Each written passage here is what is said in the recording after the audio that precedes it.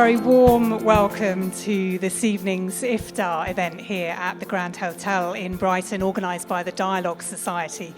It is really good to be back together with so many people. I'm delighted that we are focusing on community spirit tonight, and just hearing you talk in the last few minutes makes me feel reassured that we're going to have some really interesting conversations later this evening. As the Dialogue Society, we've been engaging in these community iftars for more than 20 years now.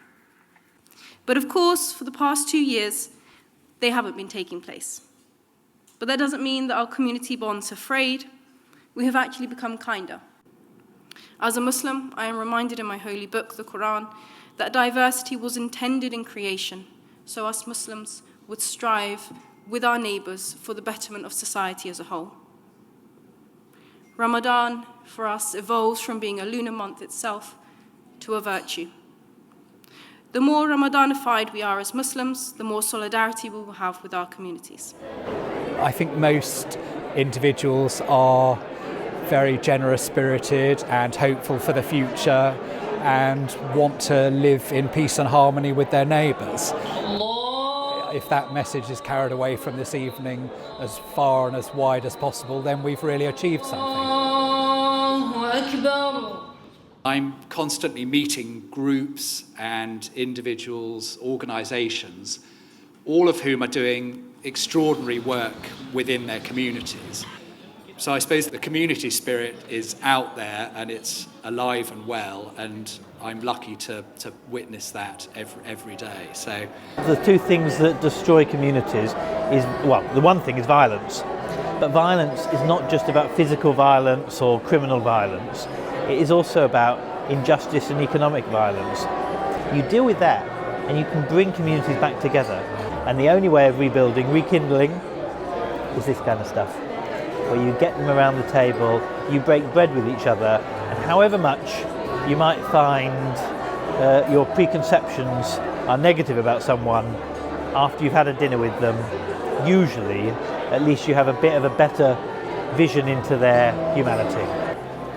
From a policing perspective, we value the difference that people bring from all different backgrounds and communities, and we want to reflect the communities we serve.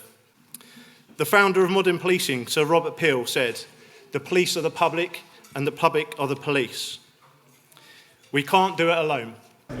In Syria, as you know, we are Mediterranean.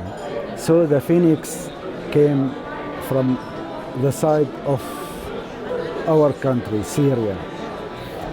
So always we have this saying with the Phoenix bird, rise up and from under the ashes. So this spirit, you can say all of our Syria have it inside them, and they always know that and believe tomorrow's better.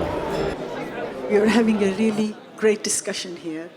We felt listening. It was very, very important.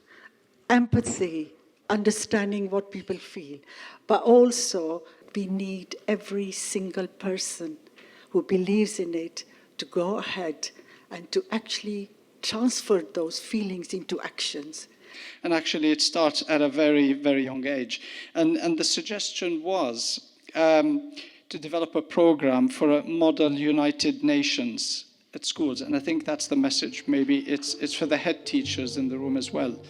We were actually talking about the geographical neighbourhood approach, and it was just so good to see how amazing people came together geographically within their neighbourhoods over the pandemic to have street parties and to celebrate, safely in the streets. And something like that is a model that we were talking about on our table, thinking about how we can do that going forward. How do we emerge from isolation without fear? How do we bring everyone with us to feel part of society again? I think we do this step by step. So this Iftar meal is a step on that journey. Thank you.